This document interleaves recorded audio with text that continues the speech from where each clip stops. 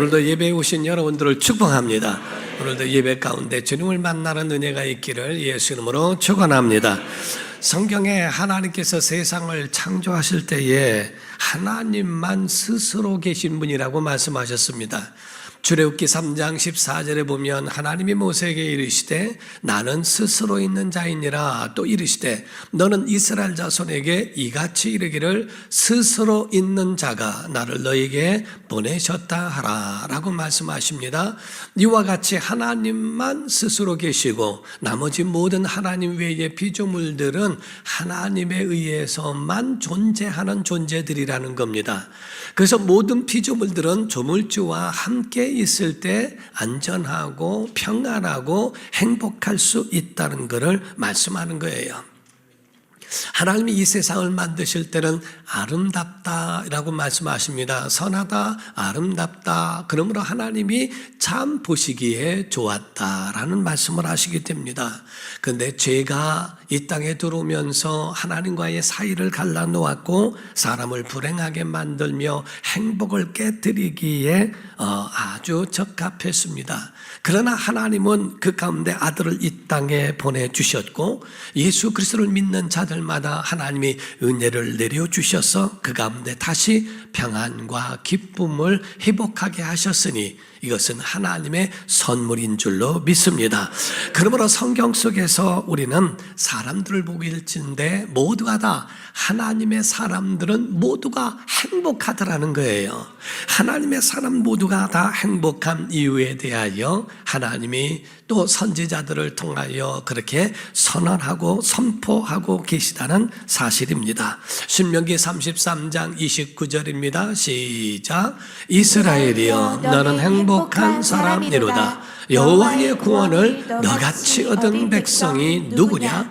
그럼 너를 돕는 방패이시오 내 영광의 칼이시로다. 내 대적이 내게 복종하리니 내가 그들의 높은 것을 밟으리로다. 아멘. 여기서 이스라엘이여 라는 말씀은 야곱의 하나님이 계명해 주신 이름을 이스라엘이라 말씀했는데 곧 야곱에게 이스라엘이여 너는 행복한 사람이로다.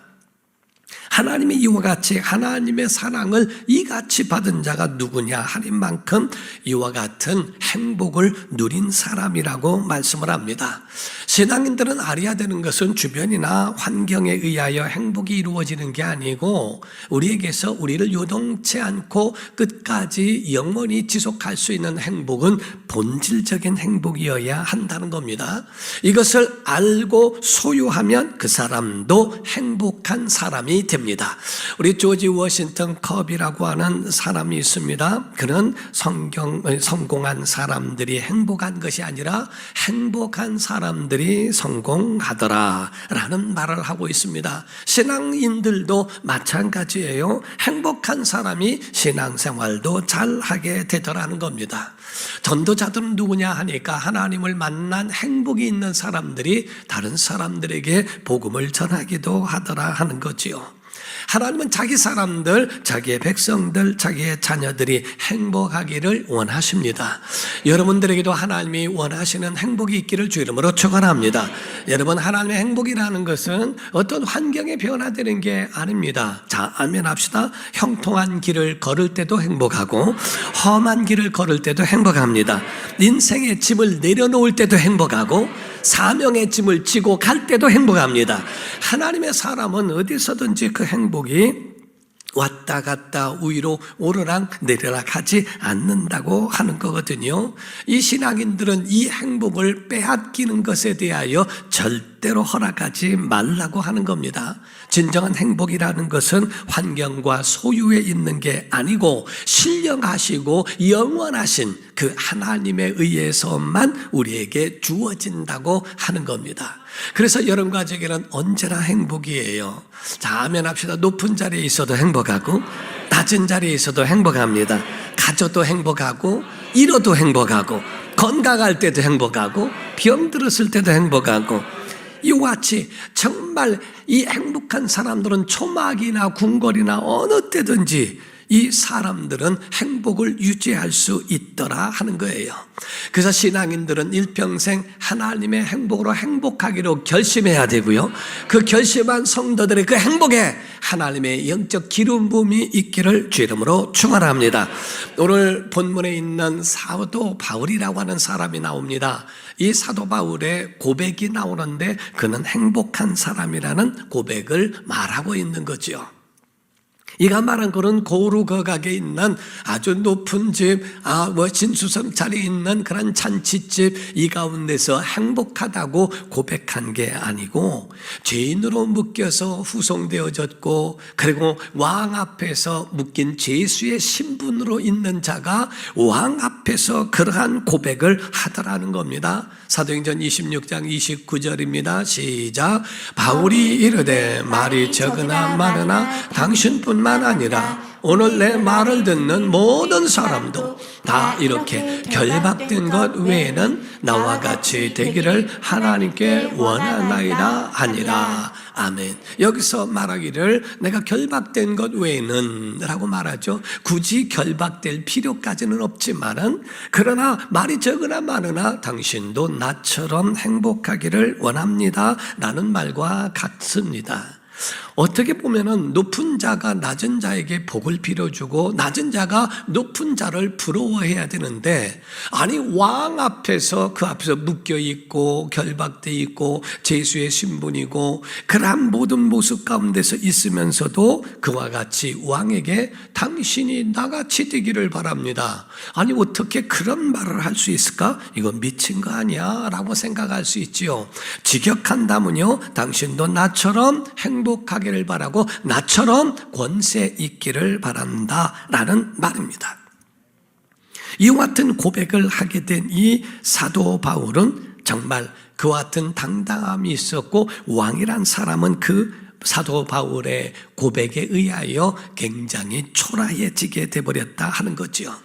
바울의 처지가 참 좋았던가? 아닙니다. 고난이었습니다. 매를 맞고요, 그리고 사슬에 묶였지요. 살지 죽을지 생사를 모르는 상황 속에서의 고백이었다는 겁니다. 그때 옆에서 베스도라고 하는 총독이 있었는데 너 미친 거 아니야? 라고 이렇게 이야기를 합니다. 그래서 사도행전 26장 24절을 보면 바울이 이같이 변명하며 베스도가 크게 소리내어 이르되 바울아 내가 미쳤도다. 내 많은 학문이 너를 미치게 한다 하고 이렇게 많이 말하죠. 그런데 25절에 이런 말씀으로 답변을 해줍니다. 바울이 이르되 베스도가 가여 내가 미친 것이 아니요 참되고 온전한 말을 하나이다. 어떤 분들이 말합니다. 그래 나 미쳐서 이렇게 하는 거야 라고 하지만은 공적인 곳에서 미쳤다고 하면 안 됩니다. 그러면 미친 사람의 말이 되거든요. 그렇기 때문에 난 미친 것이 아니요, 나는 바르고 온전한 말을 한다고 고백하는 말을 듣게 됩니다. 우리가 사람들이 이렇게 말할 때 통상 짐승들은요 굶주림을 참지 못하는 것처럼 사람은 인격을 가졌기 때문에 인격 모독하는 것을 참지 못합니다.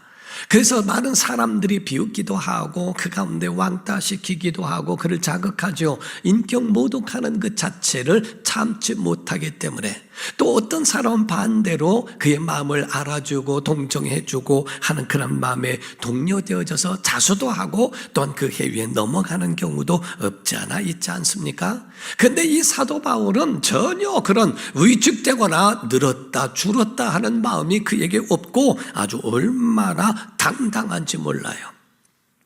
믿음의 사람들은 당당하다라는 겁니다. 믿음의 사람들은 그 안에 믿음의 담력이 있다라는 거지요. 창세기 47장 7절에서 10절을 보면요, 요셉이 자기 아버지 야곱을 인도하여 바로 왕입니다. 바로 앞에 서게 하니 야곱이 바로에게 뭐를 하며? 축복하며 바로가 야곱에게 묻되 내 나이가 얼마냐? 야곱이 바로에게 이르되 내 나그네의 길의 세월이 130년이다. 130세가 됐죠. 내 나이가 얼마 묻더니 우리 조상의 나그네 길의 연주에 미치지 못하나 험악한 세월을 보내었나이다 하고, 야곱이 바로에게 뭐하고? 축복하고 그 앞에서 나옵니다. 아니 왕이 가진 자가 없는 자에게 나눠주는 게 맞지 않습니까? 그런데 야곱은 아니 노예의 신분과 같처럼 천민의 신분과 같은 그런 자가 일개의 이 사람이 평민이 왕 앞에 서가지고 축복하고 들어가고 나올 때도 축복하고 나옵니다. 바울의 모습도 마찬가지예요. 아니 전혀 가진 것도 없고 아무것도 아닌 평민의 사람, 그것도 2년 동안의 감옥 생활을 해서 얼굴은 창백하지요, 부실한 음식으로 영양실조지요, 자유롭지 못한 환경 때문에 또 의복은 남노하지요, 행색은 얼마나 초라한 모습인지 그러한 정말 이런 사람에게서 이상한 상황이 오게 되더라는 겁니다. 이런 바울의 고백이 어디서 왔는가? 그런 확신이 있었다는 거예요. 하나님은 복을 주시는 분이시라는 것, 그리고 그 복을 내가 받았다는 겁니다. 사도 바울의 이런 고백은 거기에서 나왔기 때문에 굳게 그 가운데 당당하게 말할 수 있었던 거지요. 저는 목회를 20대에 한 사람입니다. 어려서 목회를 시작했을 때에 아니 그런 당당함이 어디에 있을까? 제가 미국에 부흥회를 갔는데 거기에서 25년, 30년 전입니다. 거기서 부흥회를 갔는데 거기서 있는 사람들이 정말 궁금하게 여기는 것이 아니 젊은 목사님으로서 당당함이 어디서 나오냐고 물을 정도로 굉장히 당당함이 제게 있었습니다. 저는 두 가지 확신이 있었어요. 첫 번째, 저는 구원받은 확신이 있었습니다. 언제 어느 때에 내가 잠을 자다가 깼을 때에 천국에 이를 것이고 이 땅에 있는 날 동안에도 하나님이 저를 바라보시며 나에게 구원을 주셨다는 것과 내가 눈을 떴을 때에 나는 분명히 영원한 내세에서 천국에 간다는 구원의 확신이 있었다는 것, 그리고 두 번째는 하나님이 저를 쓰신다는 거였습니다. 어디를 가든지 하나님이 저를 사용하신다고 하는 이 두 가지의 굉장한 확신이 제 안에 있었습니다. 우리 집에는요 참 가난했거든요. 그런데도 저는 행복했어요. 왜? 가정이 있다는 자체와 그리고 하나님의 사랑을 받는다는 것이 너무 행복했기 때문에 그렇습니다. 저는 정말 성장하면서 내가 커서 결혼은 제대로 할까? 이런 생각까지도 할 만큼 정말 왜소했고 눈만 커다랬고 바짝 말라가지고 깽깽하다고 이런 소리를 들었어요. 이모 두 분이 앉아가지고 내가 자는 줄 알고 우리 큰 형님이 멋있다, 아니다, 둘째가 낫다. 근데 제 얘기는 안 해요. 저 옆에서 자고 있는 저를 두고서 한 분이 그래요. 아니 쟤는 사람 노릇 할라나 모르겠어. 아니 나 자다가 뻘떡 일어날 일이에요. 아니 그래서 그 다음부터는 그 이모들 둘이 보고 싶지가 않더라고요. 그런데 그렇게 하는 만큼 정말 왜소하지요, 연약하지요, 힘들고 그러한 가난한 가운데에 그렇게 살았던 사람입니다. 우리 어머니가 음식 솜씨가 없는 분이 아닌데요, 그런데 우리 어머니가 해준 칼국수는 전 세계에서 제일 맛이 없었습니다. 왜냐하면 김장김치에다가 칼국수를 넣는데 이건 칼국수인지 아니면 김치국인지를 모르겠어요. 그래서 아니 왜 이렇게 국수를 먹는가, 맛을 진짜 없게 먹었거든요. 그런데 그것이 나중에 성장하고 나니까 우리 형제들을 다 먹이려면 그거를 불릴 수밖에 없고 그거를 채울 수밖에 없었던 어머니의 마음이 들어있더라고요. 이와 같은 것을 알게 되니까 마음이 찡한 그 마음이 없지 않아 있었을 때가 많았습니다. 사랑하는 성도 여러분, 제가 성경 공부하면서 가르쳤던 것이 있습니다. 남자는 삼술이 있어야 되고 여자는 삼시가 있어야 한다. 남자의 삼술이라고 하는 첫 번째는 화술이 있어야 하고 언변은 어느 정도 있어야 하지 않을까? 그리고 기술이 있어서 가정을 부양해야 하고, 세 번째가 무술이라고 표현함으로써 무술로서 그 가정에는 한 가정을 지킬 만한 힘은 있어야 된다고 해서 무술로 표현하고 있습니다. 여인에게는 삼시가 있어야 되는데 첫 번째는 가정의 건강을 위하여 솜씨가 있어야 하고, 어떠한 것을 메고 어떤 것을 입어도 맵시가 있어야 하고, 그리고 사람들을 대하는 것에 대하여 정말 그들을 인도하는 마음씨라고 하는 것도 있어야 한다라는 말을 합니다. 그러므로서 또 사성이란 말을 해주는데요, 사람에게는 이와 같이 배우자를 구할 때는 인성이 있는지, 두 번째는 전문성이 있는지, 세 번째가 보이지 않지만 다 없지만 가능성은 있는지, 그리고 마지막으로 하나님과 연결되어 있는 영성은 그에게 있는지에 대하여 그걸 알아봐라 라는 그런 이야기를 할 때가 있었습니다. 23절에서 27절입니다.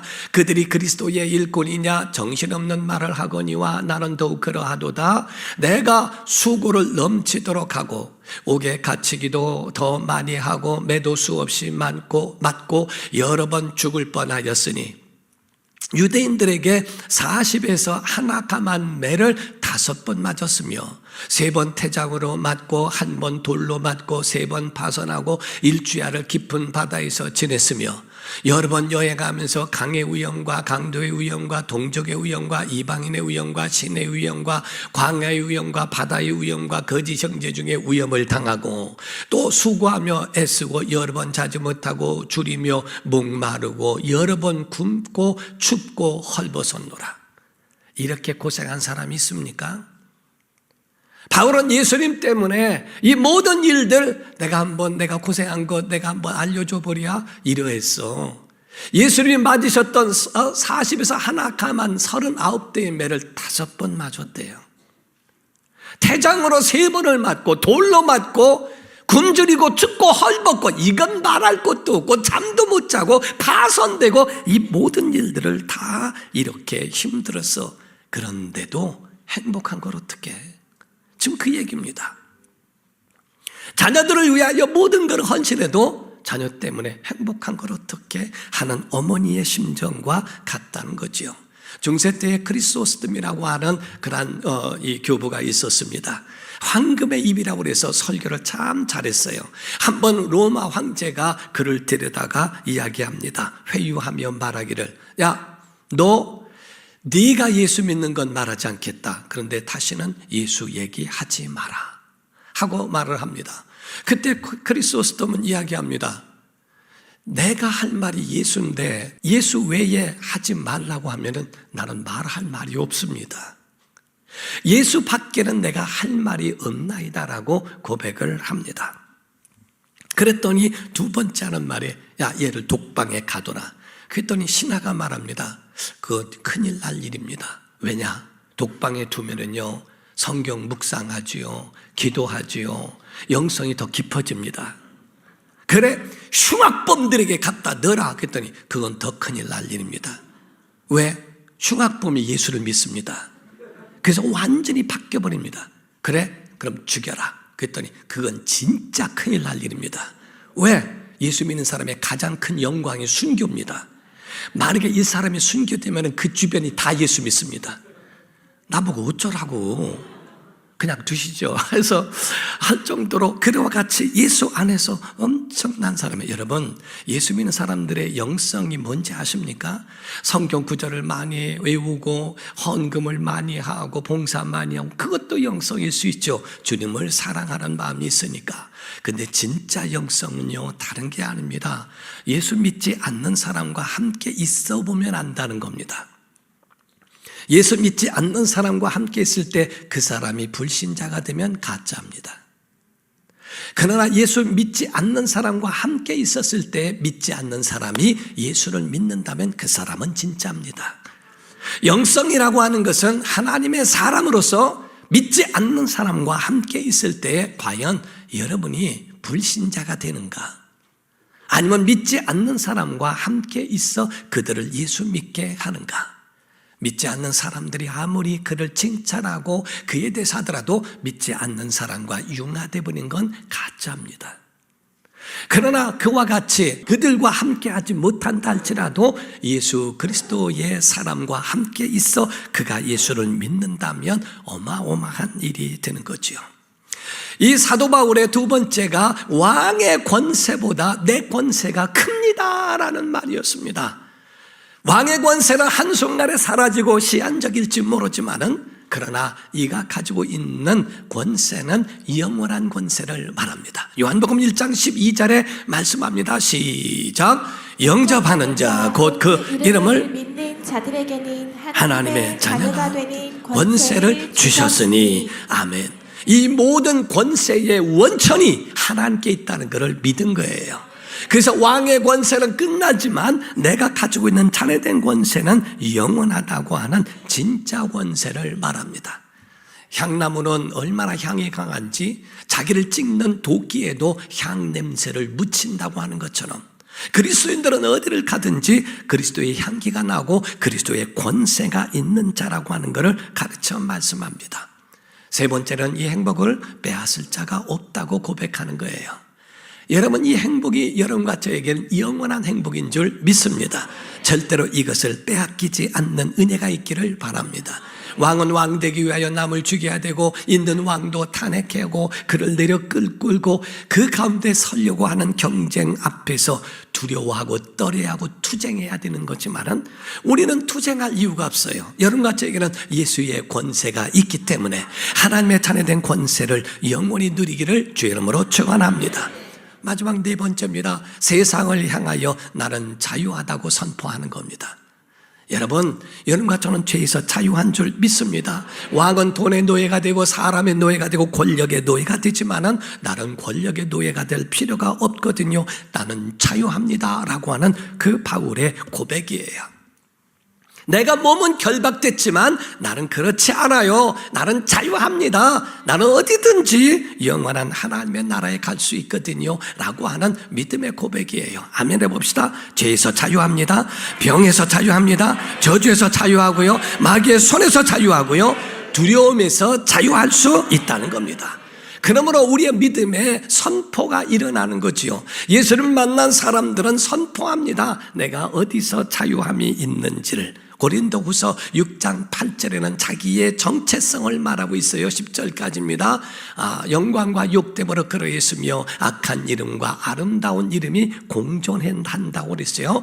자, 여기서부터 아멘합니다. 우리는 속이는 자 같으나 참되고 무명한 자 같으나 유명한 자요, 죽은 자 같으나 보라 우리가 살아있고 징계를 받는 자 같으나 죽임을 당하지 아니하고 근심하는 자 같으나 항상 기뻐하고 가난한 자 같으나 많은 사람을 부유하게 하고 아무것도 없는 자 같으나 모든 것을 가진 자로다. 이렇게 고백을 하는 것이 믿음의 사람들의 고백인 줄 믿습니다. 여러분, 현미경으로 세균을 보면 세균을 볼 수 있습니다. 또한 망원경으로 멀리 있는 별까지도 관찰할 수 있습니다. 내시경과 엑스레이는 사람의 피 속, 살 속, 뼈 속까지도 다 볼 수 있습니다. 영적 눈을 가지고 있으면 여러분 영혼이 보이고 믿음이 보이고 내세가 보이고 천국이 보인다고 하는 사실이에요. 여러분, 우리의 고백이 있어야 됩니다. 고린도후서 3장 17절입니다. 시작. 주는 영이시니 주의 영이 계신 곳에는 자유함이 있느니라. 아멘. 세상으로부터 자유하면 아멘 하십시오. 정말 세상에 있는 것에서 참 자유가 있기를 주의 이름으로 축원합니다. 그런데 세상은 미쳤다고 합니다. 세상은 미쳤다. 왜? 예수님이 미쳤다는 소리를 들었고 바울도 들었거든요. 마가복음 3장 20절 21절입니다. 집에 들어가시니 무리가 다시 모임으로 식사할 겨를도 없는지라. 예수의 친족들이 듣고 그를 붙들러 나오니 이는 그가 미쳤다 하미로라.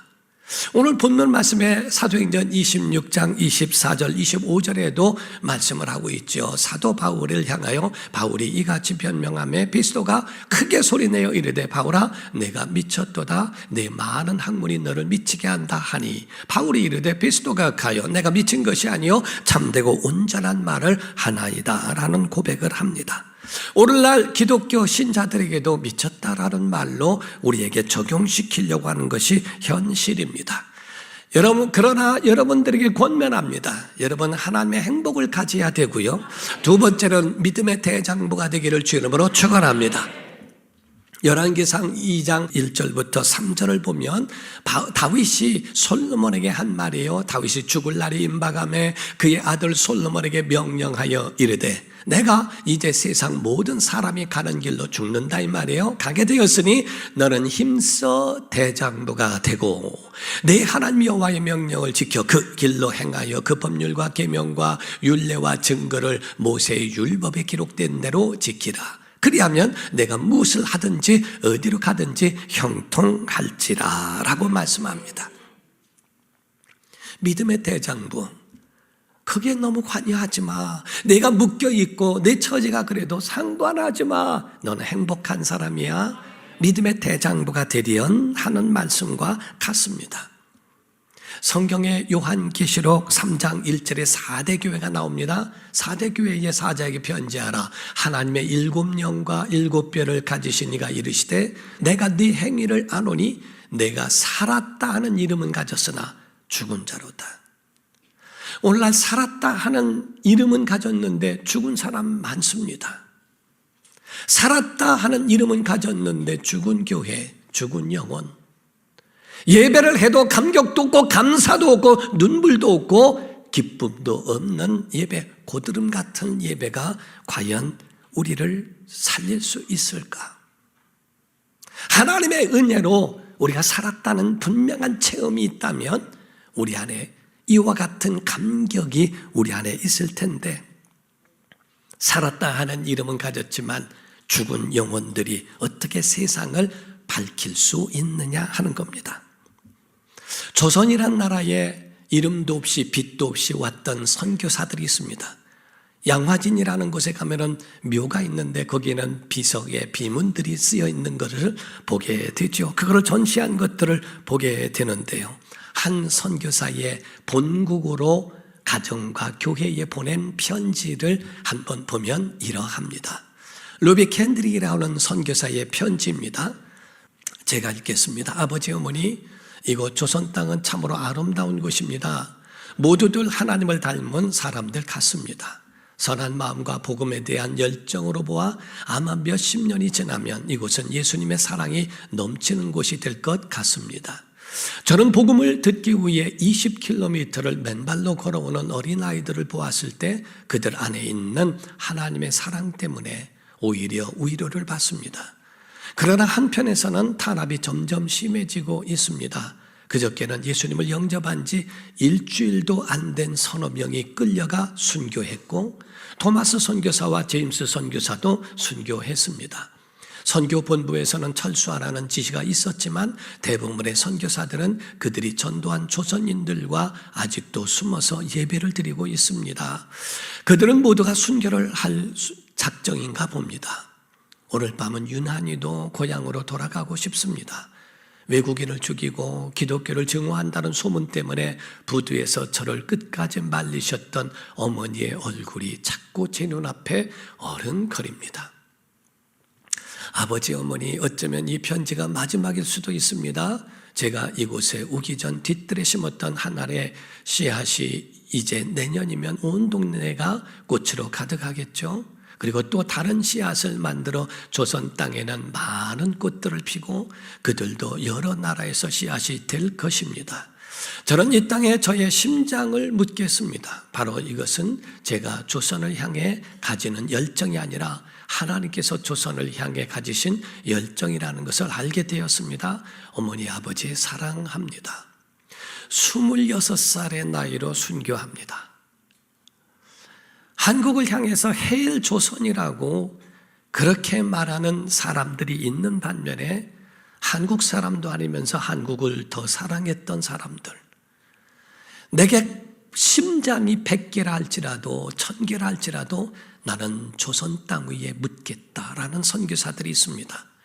이 편지가 본국에 도착하며 모두가 울고 그 가운데 한국을 향하여 내가 가겠다는 사람들이 많이 나옵니다. 이 편지 한 장이 그들의 마음을 감동시켜서 한국에 많은 선교사들을 보낼 수 있는 그 길이 되었다는 이야기를 합니다. 한국을 향해서 옛날에는 상상도 못했던 역사를 오늘 이루고 있는 이 역사를 보면서도 희망이 없다고 말하는 사람들, 믿음의 사람들은 분명히 아셔야 되는 것은 하나님의 사람은 행복한 사람이라는 것과 어떤 환경에도 믿음의 대장부라는 걸 믿으셔야 됩니다. 일평생 그 은혜로 살아가고 이 행복을 나누어주는 행복전도자가 되기를 예수 이름으로 축원합니다. 기도하겠습니다. 이 시간에 다 같이 통성으로 기도할 때 하나님, 행복한 사람 되게 하소서, 믿음의 대장부가 되게 하여 주옵소서. 이 행복을 나누고 이 행복을 증거할 수 있는 하나님의 사람